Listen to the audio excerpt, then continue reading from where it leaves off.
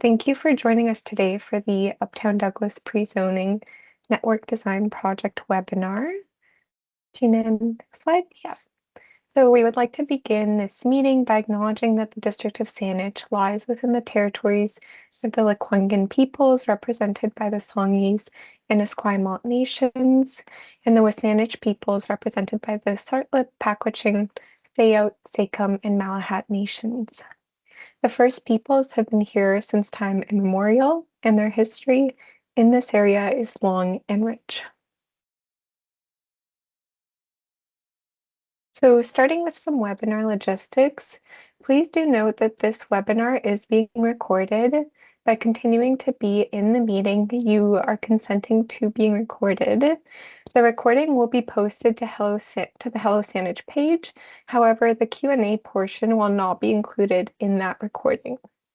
As we are a little bit of a bigger group, the microphone and chat features will be disabled for the duration of the presentation and Q&A session, but you are encouraged to use the Q&A function to ask questions. And please note that the District of Saanich is a respectful workplace, so respectful conduct is expected from all participants in the webinar. So here's a quick overview of how to use the Q&A function. You should be able to see the Q&A button on the top row in this meeting. Once you click on it, you can type and post your questions on the right side of the screen. Note that you can post questions throughout the webinar, but all the questions will be answered at the end in the order in which they were posted following the presentation.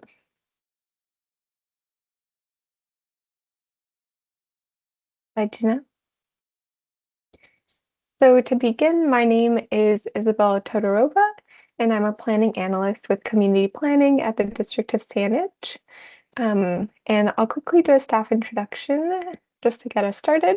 So we have Gina Lyons, the Senior Implementation Planner with Community Planning, Megan Squires, the Manager of Strategic Projects with Engineering, and Kathleen Gallagher, the Senior Transportation Planner with Engineering. And today we are hosting this webinar to provide information on the Uptown Douglas Pre-Zoning and Transportation Network Design Project and to answer any questions you may have. The questions you ask here today will be documented and compiled into an FAQ document, and that'll be made available to the public to help answer general questions. And with that, I will hand it over to Gina to introduce the project.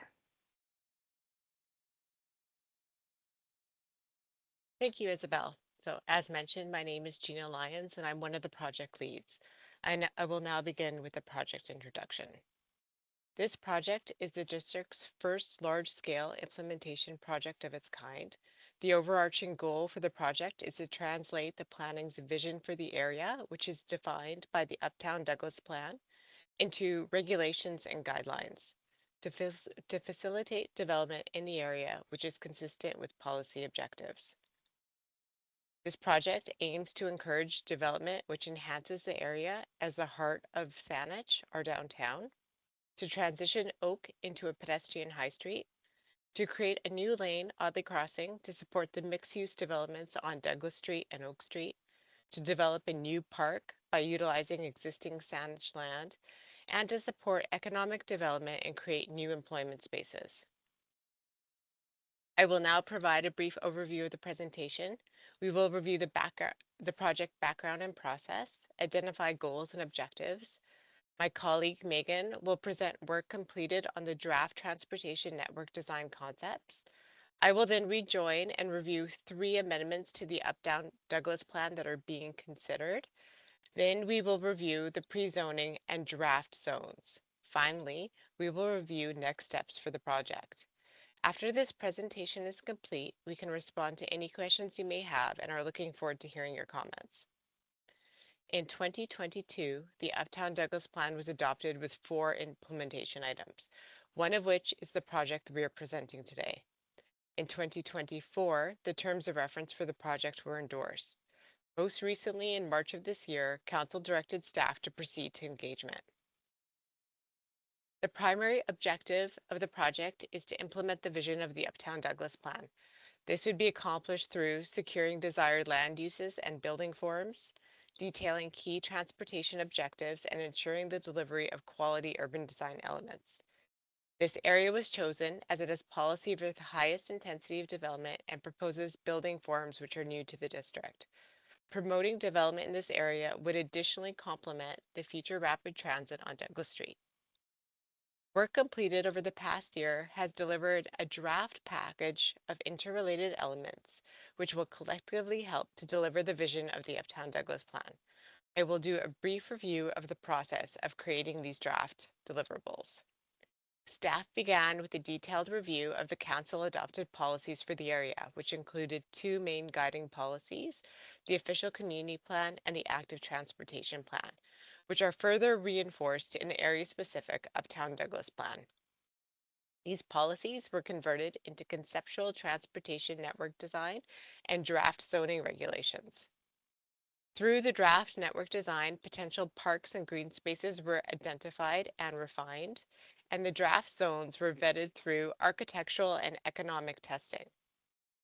During this process, interim guidance from the province was published and accommodated. This has produced a package of work which we will review today. This work includes potential refinements to the pre-zoning area, a conceptual transportation network design, potential amendments to the Uptown Douglas Plan, and proposed draft zoning regulations. The project began in August of 2024. We are now at phase 3, consultation and refinement. I will now pass the presentation over to my colleague, Megan.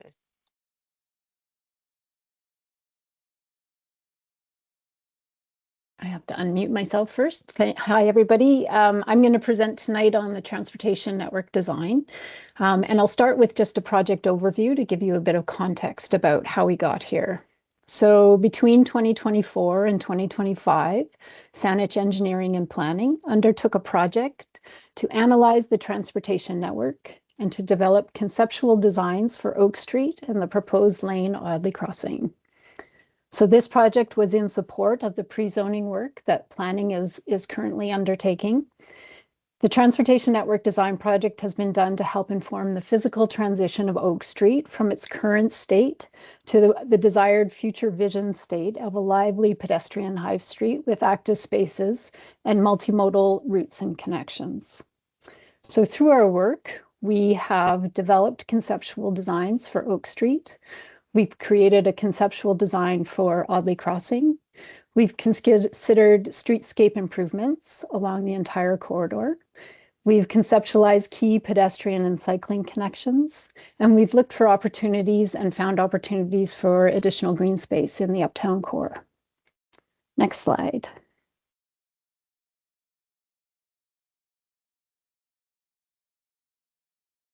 Can you move it? There you go. Thank you.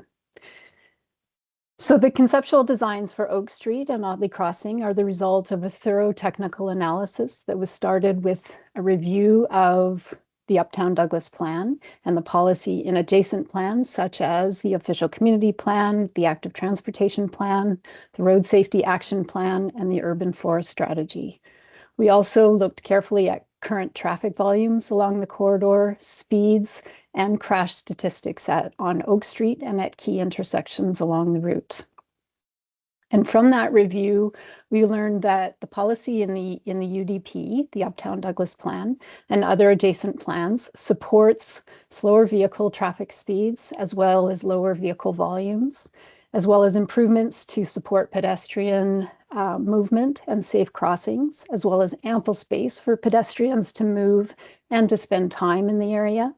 It also supports boulevards for planting of a variety of trees, the addition of cycling facilities, and green space for future residents.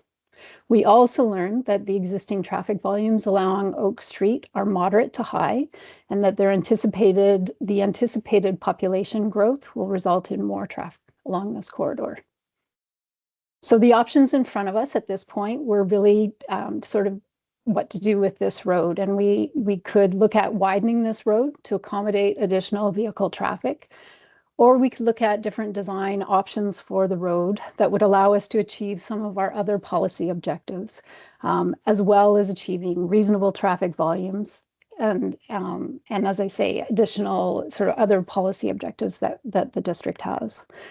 So this is what then led to an analysis of future vehicle traffic volumes based on the population, the projected population growth for the area, and the impacts of that future travel demand on 4 possible road design scenarios that included that's what's documented in the purple box on your screen. So it included one option, which was a continuous complete street. Another option was a continuous street with a closure between Valley Avenue and Shamrock Street. A third option was a continuous street with a closure between Roderick Street and the Staples access. And a fourth option was a continuous street with 2 closures, one at Valley Ave and Shamrock Street and the other at Roderick and the Staples access. So through our investigations and through a modeling exercise, we investigated how each of the street conditions would work for different travel modes. And ultimately, we determined that option number 2, which maintains a continuous street and then includes a closure between Valley Ave and Shamrock Street, would balance pedestrian priority and would allow for public realm improvements and would also lead to a functioning multimodal transportation network. Next slide. So based on the technical analysis, we came up with sort of 3 design segments for Oak Street. So I'm going to walk you through each of those design segments. But first, I'll sort of give you the overview of what those include. So starting with the yellow segments on this map at the north and south ends of the project area, this is the complete street. And then in the middle is the shared street design, and that's the blue areas on the map. And I should mention too that it also includes Audley Street. And then we're looking at a full area closure of the road of Oak Street, and this would eventually become park space within the right-of-way, and that would be between Valley Avenue and Shamrock Street. So that's that little portion of green right in the center of the map. So as I said, I'll talk now about each of these segments. Oh, but before I do that, I'm going to just provide a bit of explanation of what I'm talking about when I use the terminology complete streets. A complete street is a street design that is designed and operated to enable safe and efficient access for all street users, including people who walk, cycle, and use other modes of transportation, including transit and motor vehicles. And in addition to having kind of a multimodal focus to it, a complete street also responds to the surrounding context. So these types of streets are often designed to be places where people can spend time, where they can linger, shop, socialize, and where they can support the local businesses that line the street. Next slide. So as I mentioned, the complete street is the portion of Oak Street would be sort of the north and south segments of the corridor. And just for reference, the north segment is from Saanich Road to just south of Short Street, and then the south segment extends from Cloverdale Avenue down to Tolmie Avenue. And the street width for these segments of the road would be 24 meters wide from property line to property line.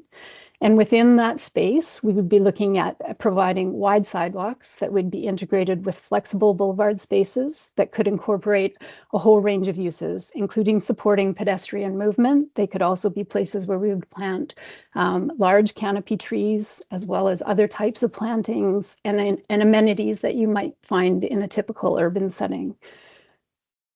We'd also be looking at integrating 2 protected bike lanes, one on each side of the road, as well as 2 travel lanes. And we'd be looking at crossings and protected intersections that would help facilitate the safe movement of pedestrians in the area. Next slide. So the next segment of street is the shared street. And so a definition of a shared street is a street that's designed to be shared by pedestrians, cyclists, and slow-moving motorists. There is no physical separation between the modes, so typically there's an emphasis in these spaces on sort of livable public space, and it's shared space, so that it's very typical for you to find all users kind of moving through the space in a more organic way. Next slide. So the shared street is the portion, is proposed for the segments of Oak Street that are the kind of north and south of the proposed closure area, as well as on Audley Street. And so the street width of the shared street would be 20 meters from property line to property line. And a key goal of the design here is to create, again, sort of wide and flexible space for pedestrians, as well as space for trees, plantings, and amenities that you would find in an urban environment. And all of this is while still maintaining access for vehicles and cyclists in this area. And I should just mention, I'll just point out too on this one, so you can see in this graphic that the road itself is winding. So there's a gently winding road, and it's meant to be shared by vehicles and bikes. There are intermittent parking bays within this section, and there's integration of the sidewalk and the boulevards. Okay, next slide. So then we get to the center portion of the corridor, and this is where the future park space is proposed within the right-of-way. So the Uptown Douglas plan envisions the area where Oak Street and Audley Crossing are located as being redeveloped and revitalized with new park space, with attractive streetscapes, and with shops, services, and employment opportunities. So the addition of this new park is articulated in the plan, not necessarily in this particular location, but in the area in general. And the park is intended to serve future residents, employees, and visitors in the area. As Gina mentioned, Saanich owns the Saanich right-of-way, and so the proposed closure would be between Valley Avenue and Shamrock Street within that portion of the right-of-way. And then that future park area could be expanded over time as properties redevelop. And would provide, it's intended really to provide many social, economic, and environmental benefits. Just a few of those could be providing much needed green space for people in this area, as well as an opportunity to attract visitors to this area. It would contribute to the active and engaging streetscape that we're working towards and that is envisioned through the UDP on Oak Street, and would serve as kind of a focal point in this area for surrounding businesses to utilize and to orient towards.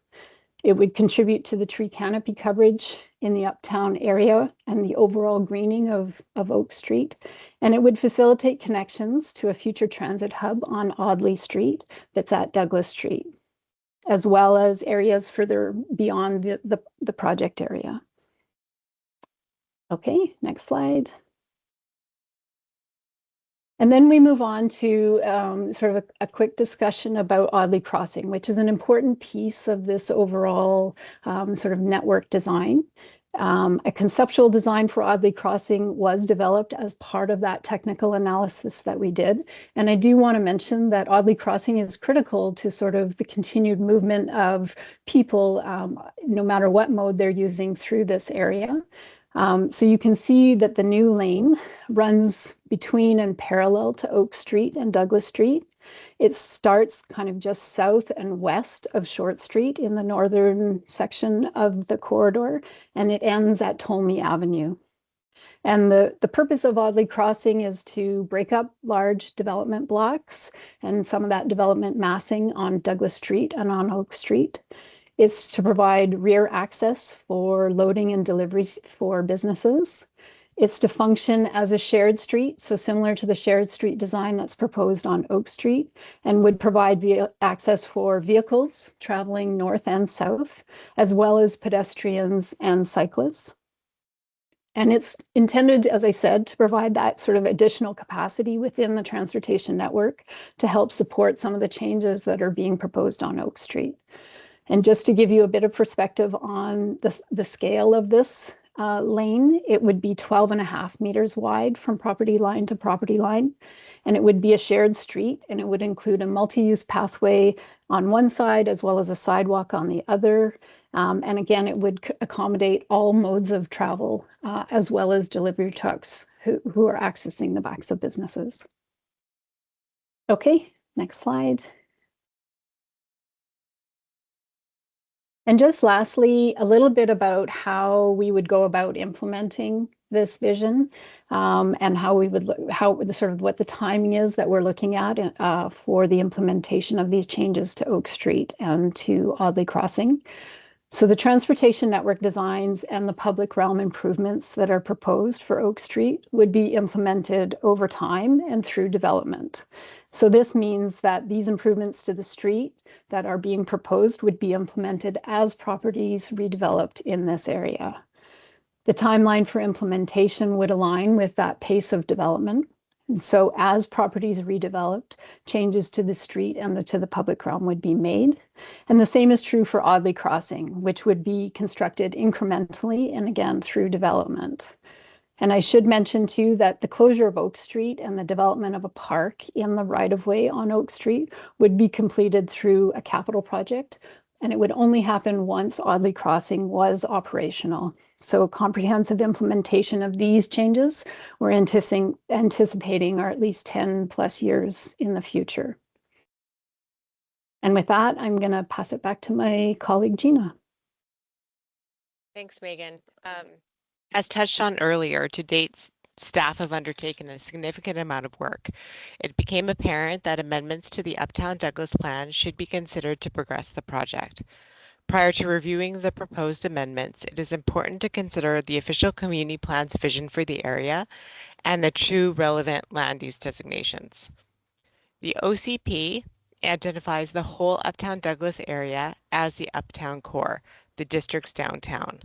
The core is identified for significant growth in transportation infrastructure with policy to support development which reinforces the primacy of the area as a regional landmark, with a broad range of uses and development up to 24 stories.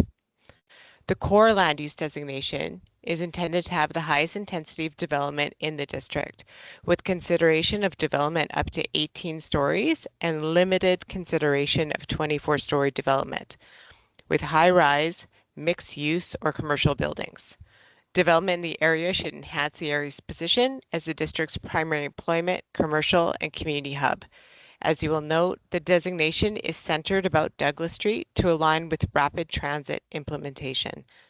The Uptown Douglas Plan and the Development Permit Guidelines envision a tower podium form of development with large floor plates at the base of the structure to allow for a variety of uses, including large format commercial, institutional, with narrow, more compact residential tower forms above. The urban mixed-use land use designation is intended to be lower density than the core, with consideration of development up to 12 stories, with mid-rise, mixed-use, or commercial buildings with active commercial at grade required along Oak Street, Audley Crossing, and Cloverdale. This land use designation frames Oak Street, the feature pedestrian high street with active and engaging mixed-use buildings. With the OCP policies in mind, consideration has been given to amending the Uptown Douglas Plan to expand the core designation to include properties west of Blanchard. As you can see on the map on the right, the expansion of the core land use designation would increase the geographic area with policy support for high-density mixed-use developments. This amendment is being considered as it would enhance the area as the district's central core. It would enhance the likelihood of redevelopment, and it would focus high-density development on major roads, which proportionally, due to their width, could support development of this scale. Moving to Amendment 2. Currently, the Uptown Douglas Plan policy allows for 18-story development throughout the core land use designation and allows for limited consideration of development up to 24 stories on specified sites or under certain conditions. Currently, none of the specified sites for 24 stories are within the pre-zoning area. The Uptown Douglas Plan states that 24-story development could be considered in the core land use designation where it is demonstrated how additional height would contribute to on-site open space, public realm improvements, and demonstrate the application of good urban design specific to taller buildings, including massing, skylining character, and shadowing impacts. The amendment under consideration would permit 24 stories on all parcels which have frontage on Douglas Street or Blanchard Street. In recognition of current economic conditions, consideration is being given to this amendment as it would enhance the area as a regional landmark consistent with the official community plan. It would accelerate the implementation of the Uptown Douglas's vision for the area. It would increase the number of residential units close to transit and services. Excuse me. The streetscape would not be materially altered. As you can see in the diagram, the lower levels of the development would remain unchanged. The amendment would allow for 6 additional stories of residential. The amendment would focus on properties fronting major roads and not side streets where urban design impacts would be greater. The third potential amendment is to allow for broader consideration of 6-story wood frame development within the pre-zoning area. Currently, the urban mixed-use land use designation has a minimum height of 8 stories, which generally precludes wood frame construction. Additionally, the Uptown Douglas plan contains policy to generally not support development, which proposes building heights that are significantly lower than base heights. A 6-story wood frame development is considered to be one of the most viable development scenarios. It is proposed to be considered along Oak Street within the urban mixed-use land use designation to act as a catalyst for future development in the area. The 2 proposed height amendments combined result in a massing transition that lowers densities and heights along the pedestrian High Street, Oak, and locates additional heights and densities along the major roads, Douglas Street and Blanchard Street. I will now move on to the pre-zoning. Pre-zoning is a staff-initiated rezoning of a defined geographic area to align the zoning bylaw with the development potential defined in planning policy. As touched on at the start of the presentation, this project involves the translation of Uptown Douglas Plan policies to zoning bylaw regulations to allow development within the area to be processed through a development permit application, eliminating the need for rezonings. Through technical analysis completed thus far, the study area has been refined into a defined pre-zoning area as shown on the map on the right. Properties have been removed which were identified for potential park, identified for the implementation of Audley Crossing, are heritage designated, straddle the pre-zoning boundary, or have a site constraint which would not permit them to develop to the intensity proposed in the draft zoning. Owners within the pre-zoning area can choose to include their properties into the pre-zoning. This has been described as the opt-in process. I will now do a quick review of the draft zoning regulations, starting with a high-level review of the relevant land use designations. There are 3 land use designations in the pre-zoning area. As touched on earlier, the core, identified in pink, is intended to have the highest intensity of development in the district, with consideration of up to 18 stories and limited consideration of 24-story development. The urban mixed use, identified in purple, is intended to be lower density than the core, with consideration of mixed use development up to 12 stories. Mixed employment, identified in green, encourages multi-purpose forms with a focus on industrial and employment areas, with consideration of 6 to 8-story development.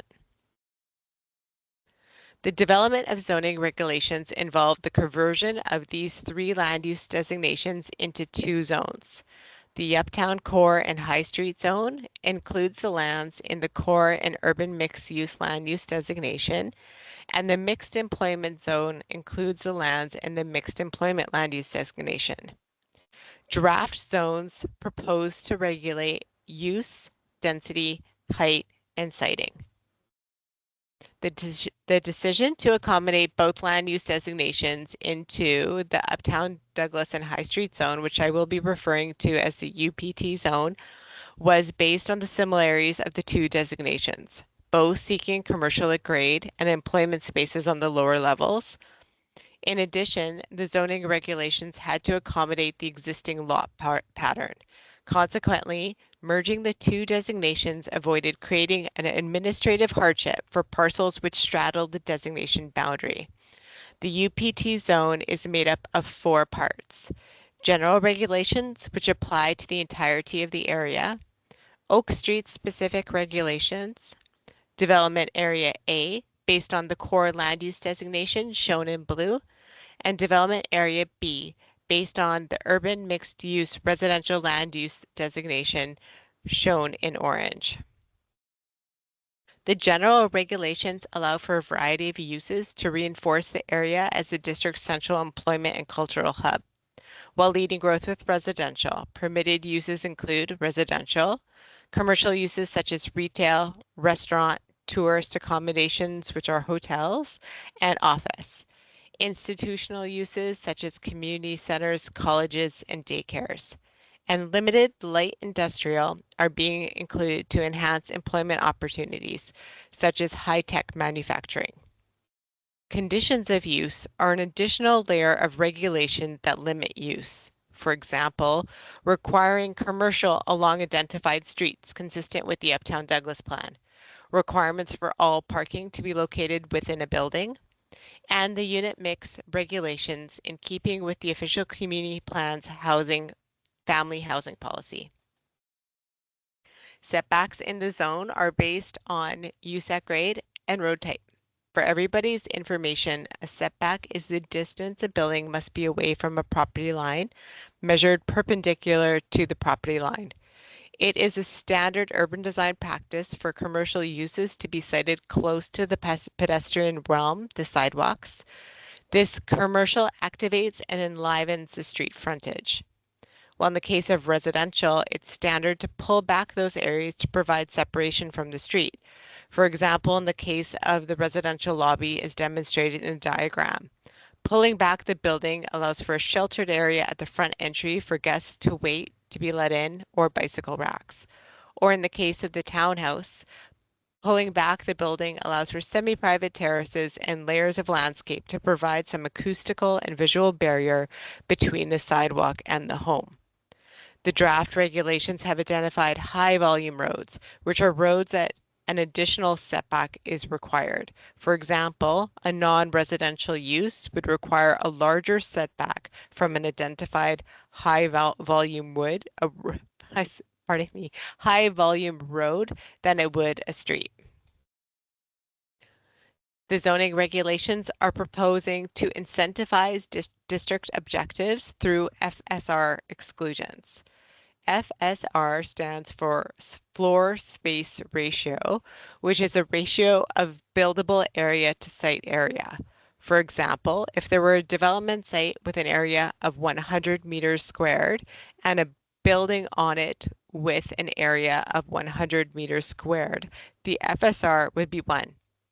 If the same 100 meters squared site held a building with an area of 200 meters squared, the FSR would be 2.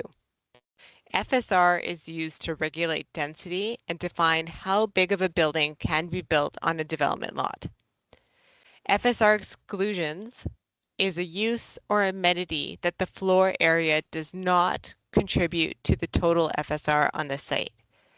FSR exclusions under consideration are for shared enclosed amenity spaces for residents to enhance livability, above grade cycling facilities such as end of trip facilities, up to 50% of commercial floor area located above the first story, and daycare.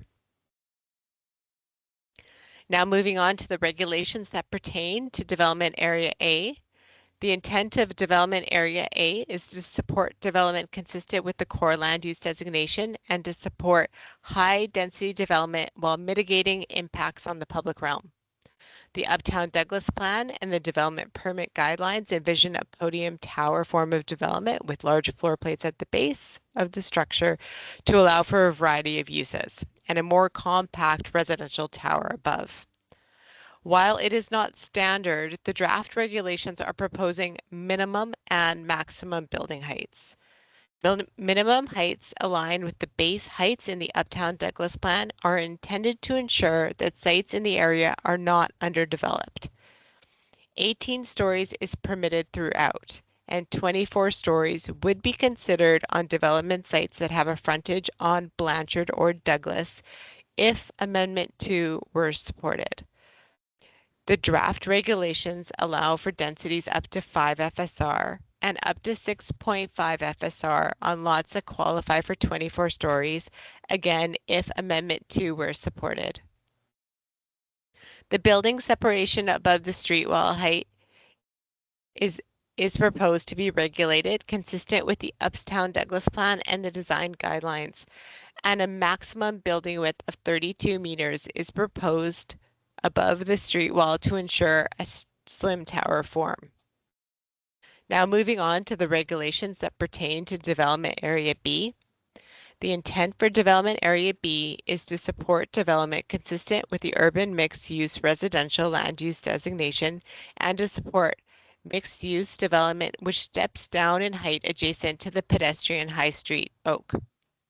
Again, minimum heights are proposed which align with the base heights in the UD Uptown Douglas Plan.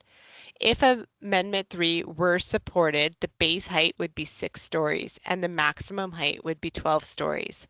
Draft regulations allow for density up to 4 FSR. A building separation above the street wall height is proposed to be regulated consistent with the Uptown Douglas Plan design guidelines and a maximum building width above the street wall height of 60 meters. The draft zone includes Oak Street specific regulations to ensure an active and engaging, comfortable pedestrian high street. This is proposed to be accomplished through prescribing active and engaging ground floor uses such as entertainment venues, restaurants, neighborhood public houses, and the retail sales of goods. The required building setbacks above the street wall height is greater to push back the upper stories of development on Oak to ensure pedestrian comfort. I will now go through the details of the draft zoning regulations for the mixed employment zone, which I will be referring to as ME. But a quick review of the land use designation first. Prior to reviewing, the Uptown Douglas plan area contains a significant portion of Saanage's industrial land. The plan emphasizes the importance of retaining industrial lands while recognizing movement away from traditional industrial forms. The plan encourages multi-purpose forms which include a mix of uses. Mixed employment lands are intended for lower density development than that of the core and urban mixed-use residential land use designations.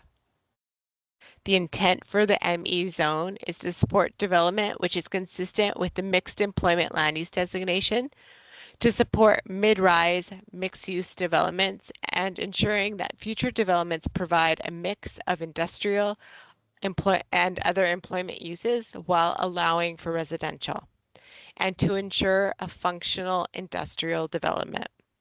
Industrial, commercial, institutional, and residential uses are permitted. While the intent of the zone is not to permit purely residential development, existing single-family dwellings, duplexes, and townhouses have been listed. Conditions of use are an additional layer of regulation that limits use, for example, limiting the location of live-work units and the unit mix regulation in keeping with the official community plan's family housing policy. The zoning regulations are proposed to incentivize district objectives through FSR exclusions. I will not go through a detailed review of FSR again, but for the ME zone, the FSR exclusions under consideration are for shared enclosed amenity areas for the residents, as well as above grade cycling facilities, such as end of trip facilities. Maximum density in the ME zone is 4 FSR for all uses combined. Additionally, the draft zone proposes minimum densities of industrial and employment uses. For the purposes of these zoning regulations, employment uses are industrial, commercial, and institutional uses combined. The intent behind these minimum densities is to ensure that development provides industrial and employment areas as a condition of residential use. The maximum building height in the zone is 8 stories, and to ensure functional industrial building forms, minimum floor-to-floor heights are proposed for the first story industrial. That sums up the zoning regulations, so I will quickly do a review of the next steps for the project. The next steps for the project is complete engagement. Engagement events for the project will be running over the next few weeks. So the survey is now open and it closes on July 6th. We have 2 webinars. You are attending one right now, but our next webinar is tomorrow at noon. We have an open house on Thursday, June 11th. Once engagement is complete, we will review the results of engagement and make refinements to the draft zones and transportation network design. The project will then return to council, and we estimate that would occur at the end of this year. After which, the opt-in process would begin, and this would most likely begin in early 2027. Once the opt-in process is complete, the project would return to council for completion.